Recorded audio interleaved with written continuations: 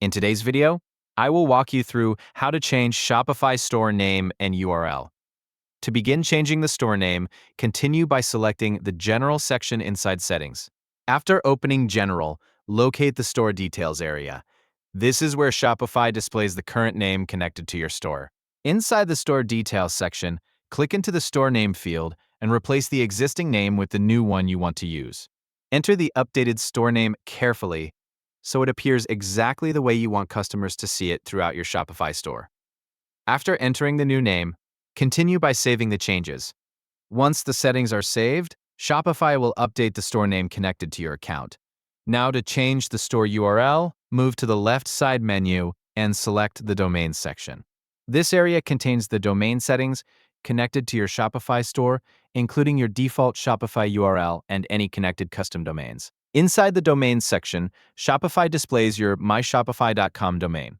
If you want to update this URL, locate the option labeled Change next to the current myshopify.com address. Select that option to continue. Shopify allows the myshopify.com domain to be changed only one time, so review the new URL carefully before confirming the update. Enter the new store URL you want to use and continue through the confirmation process provided by Shopify. The dashboard may also display connected custom domains if you already use a separate domain for your storefront. In the tutorial shown here, a professional domain from a domain provider is also mentioned as an option for improving the appearance of the store address.